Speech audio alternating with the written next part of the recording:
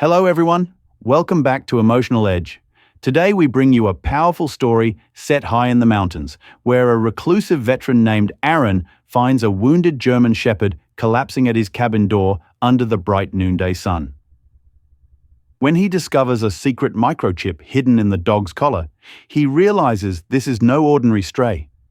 It's a messenger carrying evidence that could expose a dark empire. As danger closes in, Aaron must confront the ghosts of his past, protect a terrified mother and child, and face the man who destroyed his family. This is a tale of courage, sacrifice, and the unbreakable bond between a man and a loyal dog. Stay until the end, because what they uncover will change everything and prove that, even in the harshest light, love and truth still find a way home. Thank you for watching this story on Emotional Edge, where every tale reminds us that kindness, courage, and loyalty still matter. If this story touched your heart, please take a moment to subscribe and turn on the notification bell. Your support helps us keep sharing heartfelt stories that bring warmth, hope, and humanity back into our world. From all of us here, and from every loyal dog and quiet hero we honor, thank you for being part of our family. Thank you for being here with us. And now, let's continue our story. By late morning, the mountains breathed in clean after-rain light, the kind that makes every blade of grass look newly forged and every granite ridge gleam like it remembers oceans. Ethan Cole stood on the porch of his hilltop cabin, mug in hand, counting the slow seconds between distant rumbles as a midday storm wandered off down the valley. He had learned to prefer days like this, bright, plain, honest, when the world said exactly what it was, and a man could hear the click of a hawk's talons on the rail, or the whisper of wind in hemlock needles, and understand both as signs of life, not threat. He had built a quiet ritual here. Percolator coffee, perimeter walk, small repairs with cedar shims and hand-cut nails, the gentle argument between firelight and sunlight across knotty pine floors through an always cracked window. It kept the ghosts in their corners. That was when he saw the shadow lurching along the path, an asymmetrical shape that swayed once, checked itself, and kept coming. Ethan set the mug down before it fell. He took 5 quick steps and met the animal halfway, the breath knocked out of him by the blunt weight. A German shepherd, massive, gray and white like cloud and stone, collapsed into his arms. Blood, no guessing, had matted the fur along the ribline, not the ragged tear a wildcat leaves, but the round, sun-hardened burn of a bullet. "Easy," Ethan said, the word as much to himself as to the dog. He carried the animal inside and laid him on a folded wool blanket by the wood stove that hadn't yet burned this day. He moved by training now, hands already knowing where the antiseptic, gauze, saline, and field kit lived. He shaved the fur around the wound with a safety razor, irrigated with slow, even pressure, and felt with gloved fingers for the exit path. The round had punched through, small caliber, tidy in, ugly out. Work any medic despises because it speaks of intention. He set a drip, pushed a broad-spectrum antibiotic, and talked in a low voice while he worked. "You're a fighter," he murmured. "Let's earn that breath you're taking." The dog's chest heaved, then steadied. Only when bleeding was controlled did Ethan notice the collar. Black nylon, mil-spec stitching, heavier than any farm dog's gear. He thumbed the padded lining, found a seam thicker than it should be, slid a fine blade under the thread, and peeled back a strip to reveal a water-sealed microdrive, ruggedized and matte, the kind you add to a loadout when failing never feels optional. Ethan held it in his palm, feeling the click of old gears in his head. Somebody had shot to stop whatever this animal carried from arriving. The dog's eyelids fluttered, amber eyes focused, lucid, measuring. Ethan placed a hand against the great skull and decided, without drama, that the animal would have a name. "Ranger," he said. The dog's ears twitched at the sound. Ranger wasn't a stray. He was a courier who had taken a round and found his way to the only door on this mountain where triage and secrets could exist in the same sentence. Ethan fed him water, waited for the swallow, and set the micro-drive by the window where the sun laid a neat rectangle on the sill as if to say, "Whatever lives in there will change the color of your day." Beyond the glass, the afternoon clarified. Clouds lifted like theater curtains. A far-off drone of a pickup on the county road rose and fell, ordinary life receding.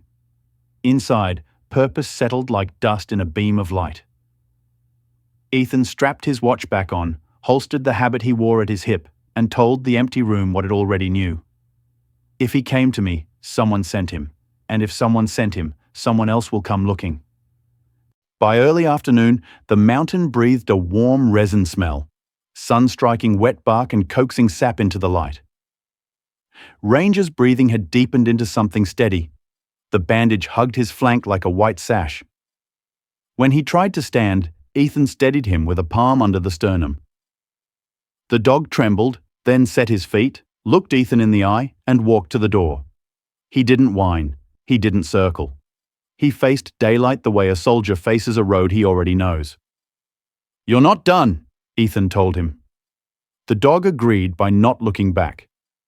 Ethan slung a small pack, checked water, field kit, map, and a compact carbine with 2 loaded magazines. He locked the cabin because ritual matters, even when you expect to return with the lock splintered. They took the back trail where moss rides the north sides of stones and deer sign braids with boot prints from seasons gone. Ranger didn't waste time on scent games. He moved in clean, decisive lines, pausing at forks the way a point man checks a corner. Nose up to the wind, decision made, proceed. The storm had chewed the ground into slick clay. A few times, Ethan set a hand on Ranger's shoulder to spare the dog a slip that would pull stitches. Ranger accepted the help like a teammate, not a patient.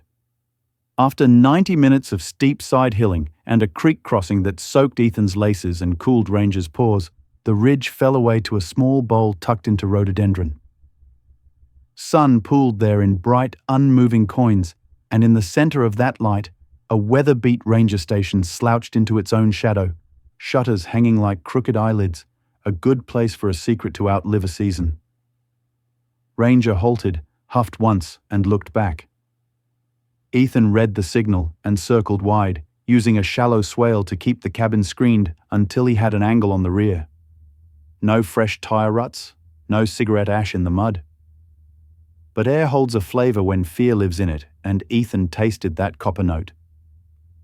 He found the only sensible entry, a rear window with a pry mark faint as a fingernail crescent.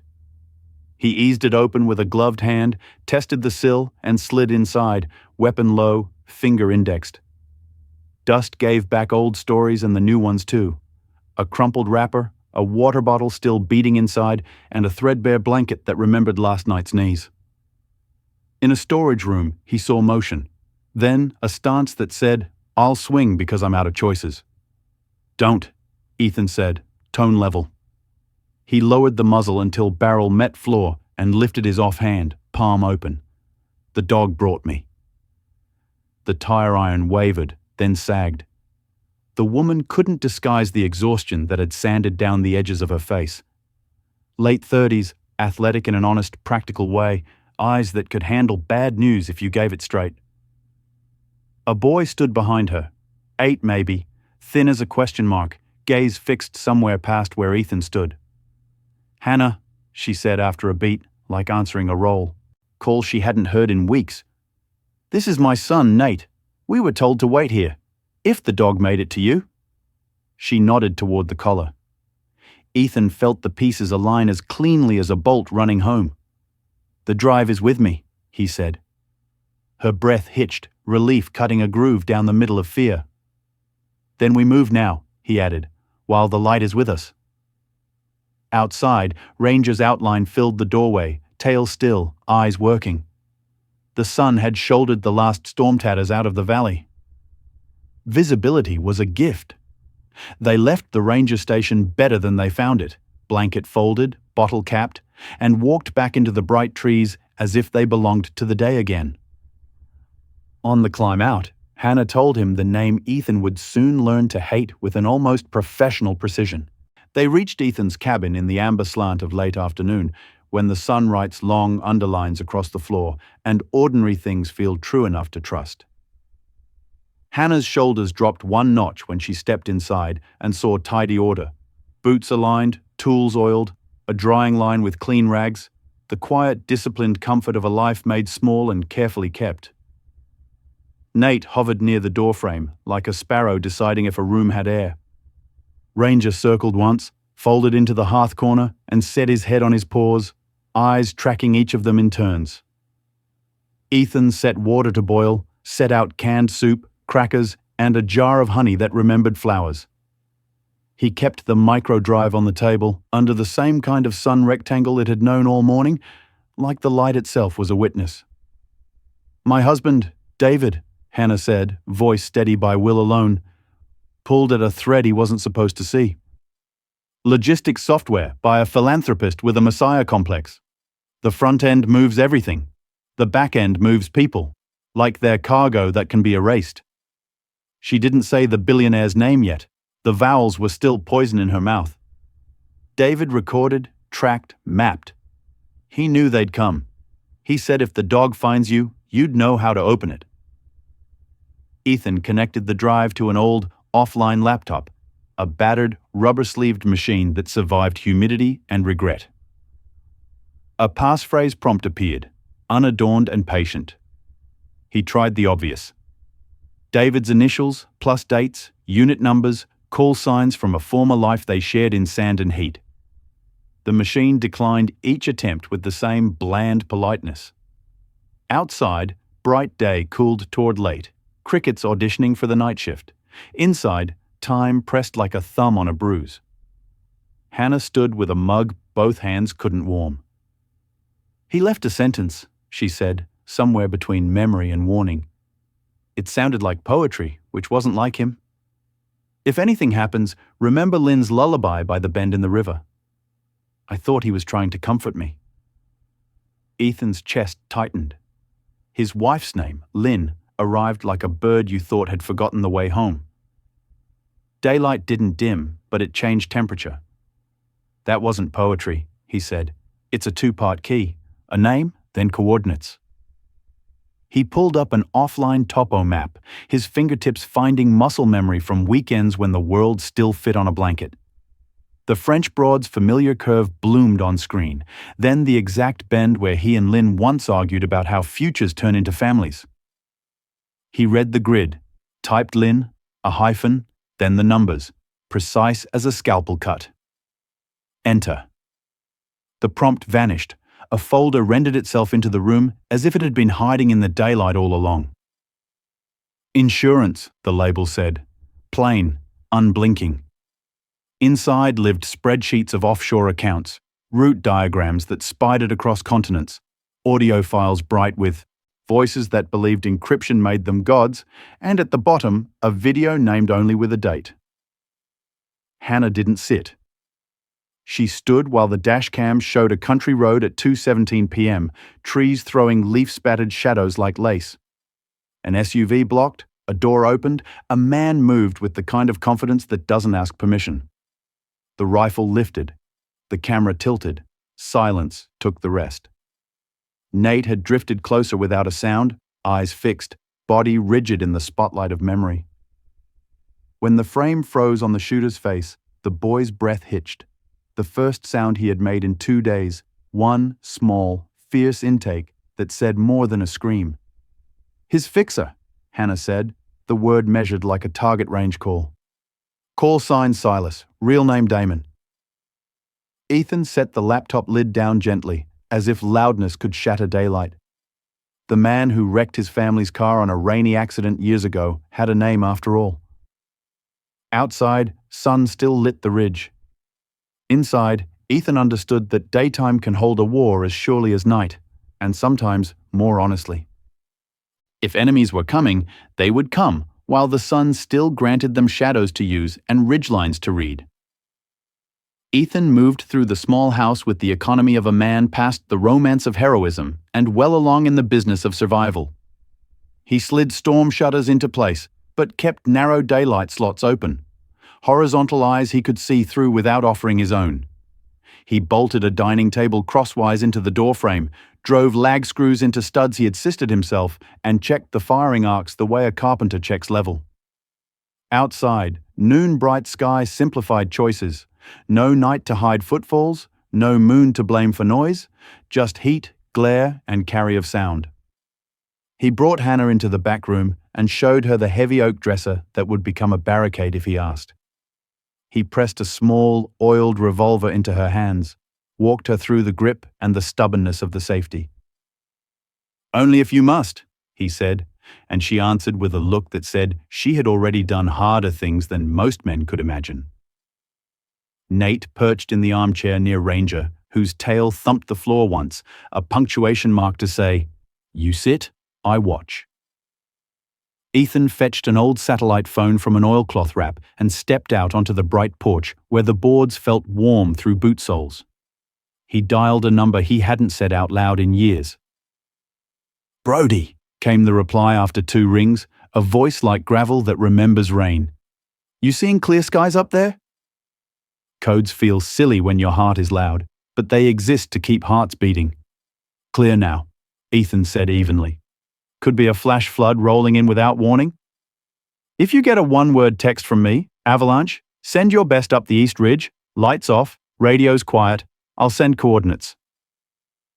A pause that wasn't doubt, just an old lawman choosing his weight before he lifts. "Understood," Sheriff Brody said. "Keep the porch light on." "No porch light," Ethan answered, and hung up. Back inside, he laid spare magazines along the mantel where sun could touch brass. He set the laptop open, but dark. Evidence would be their second language, survival their first. Ethan could have pretended to reassure Hannah. Instead, he told the truth with the calm of daylight. "They'll come like they own the trail. I'll hold them. You hold your son." She nodded. No tremor, no bargain. Ranger rose, stretched long, and trotted to the window slot, nose working the bright air like a radio dial. The first sign wasn't sight, but a sound wrong for birdsong and cicadas, an insect whine that mapped to grid patterns and camera gimbals. Ethan lifted binoculars and found the dot immediately. A drone sweeping a neat, mathematical lawnmower path across the valley. "We're found," he said, not alarmed, just marking time. He let the bright day do what it always does, outline edges, erase excuses, then he bent to the work. He set trip lines along the porch, steps, fine monofilament strung with nails and a chain of tin can tabs that would ring like a silver snake if touched. He chalked distances on the inside wall near each slot, 85 yards to the spruce snag, 120 to the granite boulder, 40 to the porch posts. The sun hung high and gave him everything an honest fight requires. Clear sight, honest wind, and the certainty that when the first man appeared, the day itself would testify who moved first and why. They came when the shadows were shortest, because professionals don't wait for twilight when a drone has already done the map. 3 figures detached from the tree line like graphite smudges, black web gear absorbing light rather than reflecting it, weapons suppressed and tucked tight. Ethan watched them with a stillness that had nothing to do with fear. He let the point man pass the spruce snag, noted the boot catch the nearly invisible line, and listened for the tin music that announced surprise. The rattle sounded like laughter in a bright church. The team froze for the barest fraction longer than training allows. Ethan took the lead man's thigh at the seam where femoral meets mission and followed with a second shot that broke the second man's shoulder as he pivoted toward the sound. Suppressed, puffed answered, precise, but the bright day betrayed angles. Wood chunks jumped from the shutter slats and splinters clicked like hail across the floor. "Down," Ethan called, and Hannah was already there with Nate tucked under the dresser's shadow, her body making a wall stronger than oak. Ranger pivoted to the rear slot and warned with a rumble that started in the chest and ended somewhere a wolf would recognize. A 4th shape slid along the granite boulder to flank, and Ethan put 2 into the stone's edge, not to hit, but to mark. "I see you." The fight settled into a fierce, methodical conversation. They probed, he redirected, They shifted angles. He moved between his slots with a rhythm that suggested more than one defender. Daylight made everything honest, so he used honesty like a tool. If the sun lit a barrel here, he changed position before the glare became a target. Ranger gave him seconds before sight gave him targets. The dog's nose would lean left, a paw would brace right, and Ethan would already be there when a shoulder broke the green. Somewhere far out, a team leader spoke on a throat mic, impatient vowels skipping across leaves. Then the shape every story like this earns walked into view as if the trail were his. Larger frame, more expensive plate carrier, posture that telegraphed command. Damon didn't crouch. He studied the house the way a contractor studies load-bearing walls. Inventory first, force second. He pointed, and 2 more men sprinted with a satchel that belonged to doors, not men. The breacher charge snapped daylight with a white-hot toss of dust and splinters, carving a rough mouth in the log wall. Bright sun poured in, turning powder into floating gold. Ethan met the first intruder at oblique angle, sliding inside the man's elbows, raking the rifle aside, and sending him across a table that had hammered its last nail this morning. The second came low and fast, saw Ranger too late, and chose not to shoot because his brain told him dog before it told him threat. Teeth met forearm through Kevlar with a righteous inevitability. Damon stepped through clean, knife low, eyes colder in sun than they might have been at night. He didn't waste banter until he believed he had leverage. They collided in bright dust, both men trained to steal balance and breath rather than engage in the theater of fists. Damon's blade kissed Ethan's sleeve and left a red signature not yet a sentence. Damon drove him back with the economy of someone who does this for a living and signs his work in obituaries. Behind them, Hannah shouted once to pull a mercenary downrange, fired a warning that was mostly promise, and hauled Nate behind the doorframe as if she had been born in a breach room. The fight tightened to inches and sound. Breath, leather, grit under boot. Damon found top position and pressed the flat of his knife to Ethan's throat with the confidence of a man who had practiced victory in mirrors. "You should have stayed in the sun," he said mildly.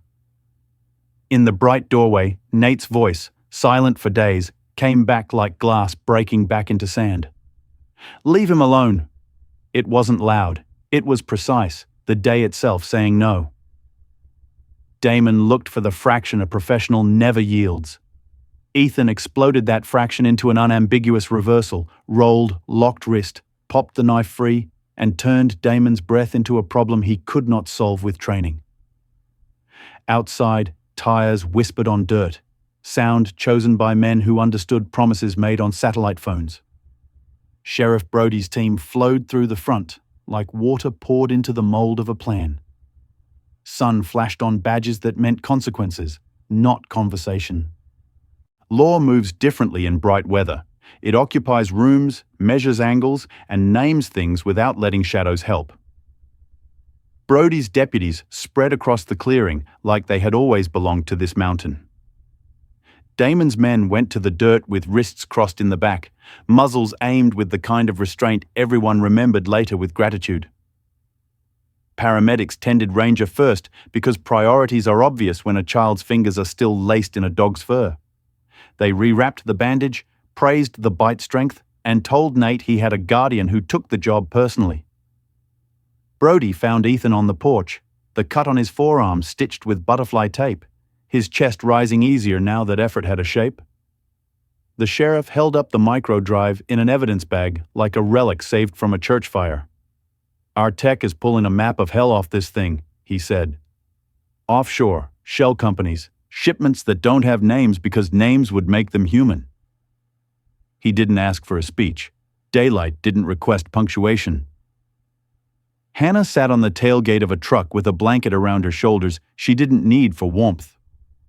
Nate fed Ranger a corner of a cracker and said, with a child's ceremonial dignity, "Good boy," and everyone within earshot pretended not to wipe their eyes at the proof that voices can find their way home at noon. The days that followed fell into the kind of order grief can live inside. Statements, chain of custody signatures, calls to DAGs and AGs, and the patient assembling of a case that, when finally spoken into microphones, would topple a billionaire whose philanthropy had been a costume cut to fit over cruelty. Damon confessed because daylight does that to men who learned their trade in shadows. He named the routes, the buyers, the banks, and, because the truth grows an appetite once you begin feeding it, the accident years ago on a wet highway that had stolen Lynn and the small singing thing that had called Ethan Dad.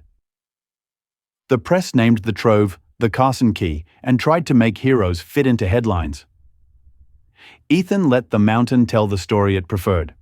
Soil turned for a garden where empty ground had memorized boot prints, a repaired log wall that now held sun like a held breath, a porch swing that complained agreeably when 3 people and 1 very serious dog shared its chain.